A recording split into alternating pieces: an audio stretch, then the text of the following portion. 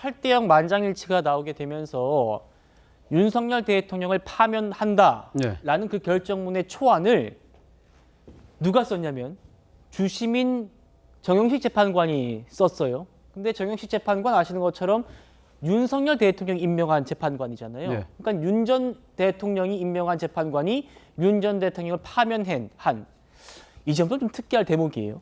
그렇죠. 뭐 사실 뭐 지난번 대통령에 대한 변론이 진행될 때도 사실 이러한 부분 관점에서 정영식 재판관의 그 당시 재판장에서의 모습을 많이 예의주시를 했잖아요. 그런데도 불구하고 그때 많은 지금 정치 고관여층들이 생각했을 때, 저분이 좀 다른 측면이 있네라고 생각했던 그 부분들을 많이 기억하실 겁니다.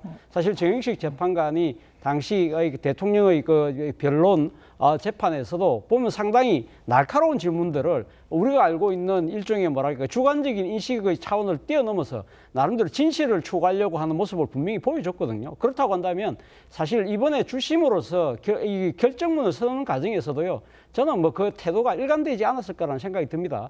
사실 뭐 이 지금 화면은 오고 있습니다만 윤 대통령이 지명을 해서 임명했던 분이기 때문에 윤 대통령과의 정치적인 의리, 뭐 인연 이런 부분들을 고려했을 때는 상당히 윤 대통령의 이야기에 귀 기울이지 않을까라는 우려가 있었음에도 불구하고 오늘 뭐 일종의 뭐 소수 의견조차도 내지 않으면서 만장일치에 적극적으로 자신이 주도하는 그런 모습으로 결과가 나타났다고 한다면 사실 윤 대통령이 지난 12.3 비상계엄과 그 이후에 벌어졌던 내란 행위 부분에 있어서는 그 누가 재판을 한다 하더라도 똑같은 결론에 임할 수밖에 없다는 그러한 부분을 오늘 명징하게 보여준 한 사례가 아닐까라는 생각이 듭니다. 예.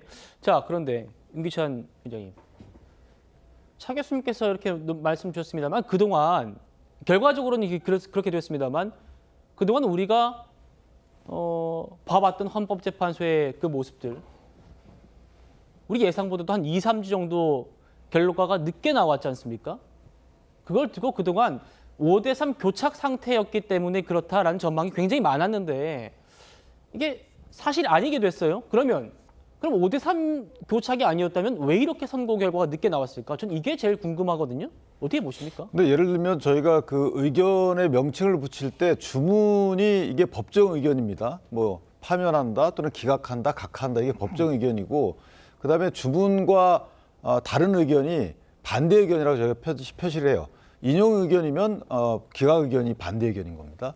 그리고 저희가 별개 의견이라는 것은 파면하진 않는데 위법하다 또는 위법하지 않다 이런 식의 위법성에 대한 판단을 보통 별개 의견으로 표시를 합니다. 나머지 이제 보충 의견인데요.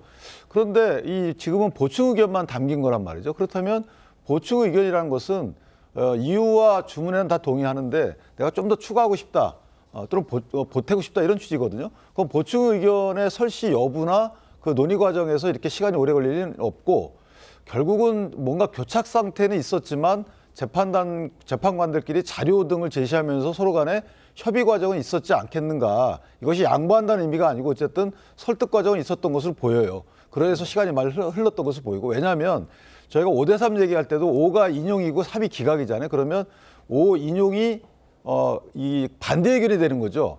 근데 반대 의견이 다수 의견이 되게 되면 모양새가 이상한 겁니다. 예를 들면 3명이, 그러니까 6명이 찬성을 해야지만 인용이 되는 거기 때문에 5명 찬성이면 1명 모자라기 때문에 이것을 저희가 기각이라고 표현하는데 인용 의견이 5명이면 다수 의견이 법정 의견이 안 되는 경우죠. 자, 이런 경우는 헌법재판관들이 역대 있어 본 적은 사실 없어요. 그렇기 때문에 거기에 대한 부담을 느꼈을 가능성은 있다. 예컨대 다수 의견이 법정 의견이 되지 못하게 되면 사실 법리적 판단을 하지 않는 일반 국민적 입장에서 보면 무슨 이런 재판이 있느냐 이런 식의 상당히 그 불복의 가능성 내지 받아들이지 못할 가능성이 있기 때문에 그러니까 다수 의견이 법정 의견이 되는 과정으로 상당 부분 논의를 이어가지 않았을까 그런 과정에서 이런 결과가 나오지 않았을까 생각을 하는데 개인적으로 아쉬움은 만약에 그랬다면 그것도 조금 저는 아쉬운 부분이 있어요. 왜냐하면 있는 그대로를 왜냐하면 헌법재판관들은 각기 생각을 반영한 결정문을 써주시면 우리 국민들이 보고 앞으로 이건 이렇게 판단되는 거구나라고 해서 다양한 생각이 있다는 것이 적시되는 것도 오히려 더 바람직할 수가 있지 않았겠는가. 이거 뭐 추측입니다. 만약에 제가 말씀드린 그런 과정을 거쳐서 이런 결과에 이르렀다면 그랬으면 약간의 아쉬운 부분이 없잖아 있다. 이렇게 생각. 그럼 윤 변호사님 보시기에는 그러면 오늘 결과적으로 8대0이 나왔지만 처음부터 쭉 8대 0이었던 건 아니고 확실히 뭔가 교착 상태는 있었는데 그게 뭐 최근에 뭐 지난주쯤이라든지 최근에 뭔가 급변하는 그런 계기가 있었다라고 보시는 건가요? 저는 그 뭐 기간을 특정할 수는 없지만 예. 어쨌든 뭐 뭔가 변화는 있었을 것 같아요. 그러니까 그 변화라는 게 결론이 바뀌는 변화일 수도 있고 결론은 같은데 그 이제 뭐 그 인용 의견에 찬성하는 재판관들의 숫자가 변하거나 또는 별개 의견이 보충 의견으로 가거나 이런 식의 뭔가 같은 재판관들끼리의 국민 설득을 위한 뭔가 그 고려하는 그런 과정이 있었을 가능성도 있다. 그래서 저는 애당초에 3대 5를 예상했던 부분이 인용이 3이고 만약에 기각각하가 오면 법정 의견이 아무래도 그건 기각이니까 다수 의견이 법정 의견이 되는 거거든요. 네. 그런 헌법재판관들의 만약에 그런 인식이 반영된 결과라 그러면 그럴 수도 있지 않았을까라는 추측입니다. 알겠습니다.